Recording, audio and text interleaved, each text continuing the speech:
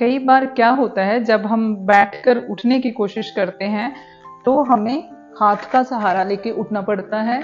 कई बार क्या होता है कि हम अगर झटके से उठते हैं या थोड़ा टर्न हो जाते हैं तो हमारी लोअर बैक में दर्द आ जाता है। तो आज के डे 4 में हमारे 3 पावरफुल एक्सरसाइज हमें ये रोजमर्रा की छोटी छोटी प्रॉब्लम से बचाएंगे।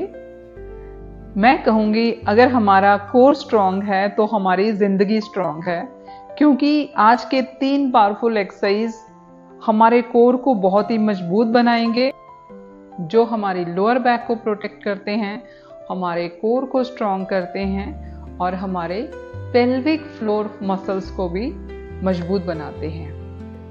सामने के मसल्स को स्ट्रेच करने के लिए और स्ट्रांग करने के लिए हिप फ्लेक्सर एक्सरसाइज आज हम करने जा रहे हैं। उसके लिए पहले आप मैट पे लंज पोजीशन में आ जाएं।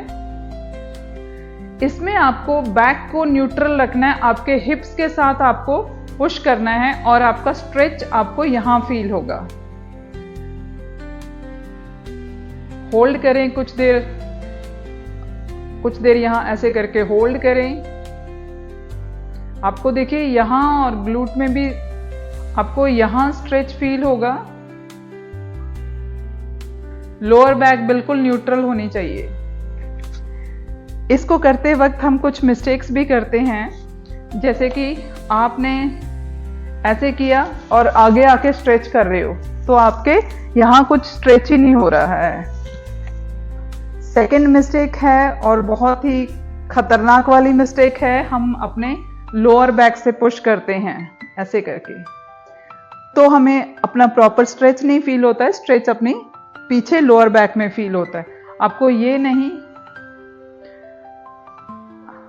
आपके हिप्स को आगे करना है और लोअर बैक बिल्कुल न्यूट्रल पोजीशन में रखनी है और आपको ऐसे पुश करना है अपने सामने के हिप्स को जैसे कि आप ड्रॉयर बंद कर रहे हो।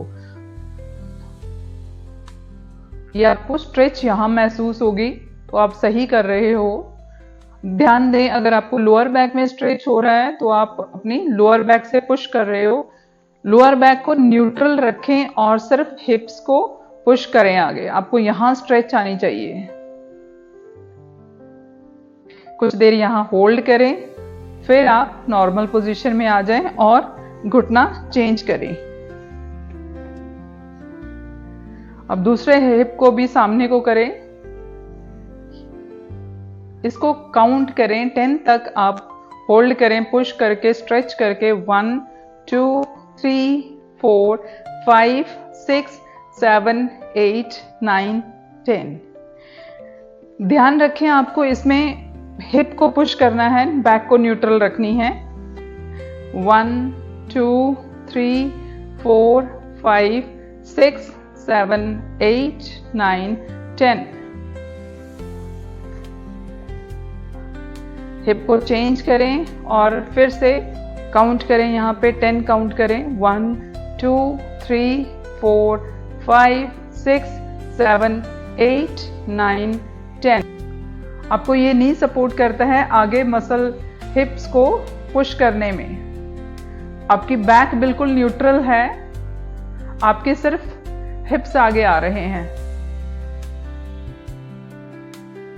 इसके लिए हम इसके एडवांस वर्जन में हम हाथ को भी आगे पुश कर सकते हैं। जो अपना नी मैट के ऊपर है वही वाला हाथ ऊपर स्ट्रेच करें और हिप्स को आगे पुश करें ज्यादा स्ट्रेच लेने के लिए। यहाँ पे भी ध्यान रखें, आप हिप्स को पुश कर रहे हो, आपकी लोअर बैक न्यूट्रल है। आपको अच्छी तरह से ये पूरा प्रॉपर स्ट्रेच सामने आएगा।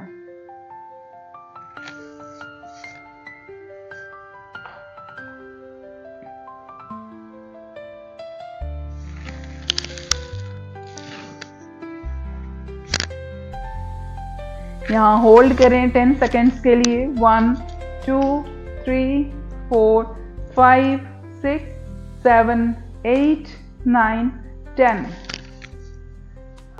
इस हिप फ्लेक्सर एक्सरसाइज को आप दोनों साइड को मिलाकर 3 सेट कीजिए 10 सेकेंड होल्ड के साथ। अभी हम करेंगे प्लैंक, जो कोर का बहुत ही एक पावरफुल एक्सरसाइज है। इस प्लैंक को करते हुए हमें ध्यान रखना है, जब हमारी बॉडी ऊपर उठी हुई है तो हमारा बेली अंदर टग इन है। ये हमें इमेजिन करना है कि हमारे चेस्ट और पेल्विक एक दूसरे को छूने की कोशिश कर रहे हैं। ये दोनों एक दूसरे के पास आने की कोशिश कर रहे हैं और इस तरह से आपका पेट अच्छा से अंदर टग इन हो जाएगा। अभी इसका बिगिनर्स वर्जन करेंगे हम।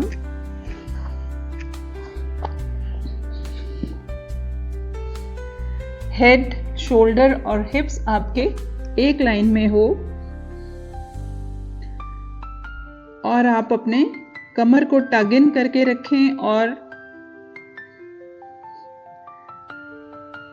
अपने घुटने थोड़े पास में ना रखें।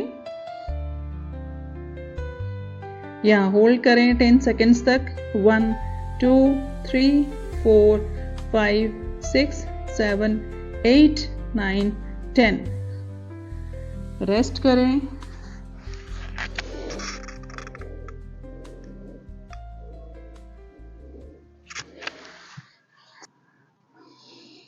इसके बिगिनर्स वर्जन में आप नीज नीचे रख सकते हैं और आपका नेक न्यूट्रल है, एल्बो शोल्डर के नीचे और आपका शोल्डर्स और पेल्विक इमेजिन करें एक दूसरे को टच करने की कोशिश कर रहे हैं। उससे आपका जो बेली है उस पे अंदर और अच्छी तरह से खींचा जाएगा। ध्यान रखें अपने हिप्स को टग इन करके रखें, ज़्यादा बाहर नहीं निकालना है, फिर कोर का इंगेजमेंट कम हो जाता है। पेट को अंदर खींच के रखें। ब्रेथ को होल्ड नहीं करना है, छोटे छोटे सांस लेते रहें।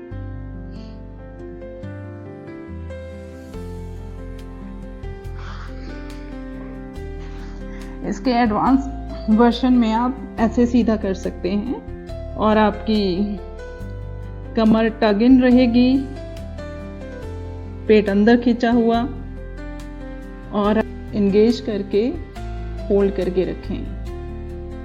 1 2 3 4 5 6 7 8 9 10। इसको आप अपनी क्षमता अनुसार होल्ड करें। आप 10 सेकेंड भी होल्ड कर सकते हो या 30 सेकेंड्स भी। जैसे जैसे आपकी प्रैक्टिस बढ़ती है आप अपना टाइम भी बढ़ाओ। प्रोग्रेसिव इम्प्रूवमेंट कीजिए, शुरुआत में हल्का रखिए। लास्ट मेरा फेवरेट ग्लूट ब्रिज। अगर आपने ग्लूट ब्रिज कर लिया तो आपकी कमर कभी दर्द नहीं करेगी। ये मेरा खुद का पर्सनल एक्सपीरियंस है। ये सबसे पहले आप मैट पे पीठ के बल लेट जाएं। अगर आपके बालों में कुछ क्लचर लगा हुआ है तो आप खोल सकते हो। आप घुटनों को हिप्स के नीचे रखिए, हाथ पैर के पास। यहाँ पे भी आपका एक ही कंडीशन है, आपको हिप्स के साथ उठाना है, बैक अपनी न्यूट्रल रखनी है और चिन नेक के पास। 10 सेकेंड चाहे तो होल्ड करें।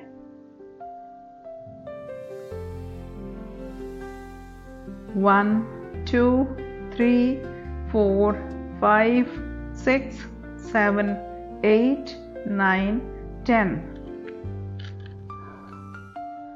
रेस्ट करने के बाद 2 ब्रेथ आप रेस्ट कीजिए, ज़्यादा नहीं। ये ग्लूट ब्रिज करते हुए जब हम कमर उठाते हैं हमारे घुटने अंदर की तरफ मुड़ते हैं या बाहर की तरफ, ध्यान रहें वो हमेशा हिप्स के नीचे रहें। ये ध्यान रखते हुए अब हम इसके करेंगे 20 काउंट होल्ड। 1 2 3 4 5 6 7 8 9 10 11 12 13 14 15 16 17 18 19 20। अभी रेस्ट। उसके बाद फिर से करेंगे।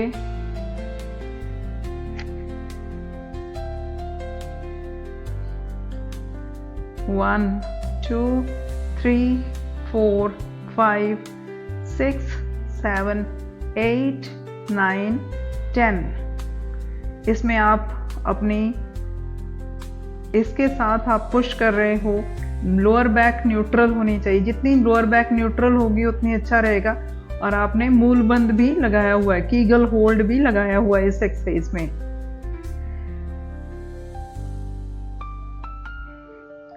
स्ट्रेच को महसूस करें, कीगल होल्ड के साथ, मूल बंद के साथ, और रिलैक्स करें।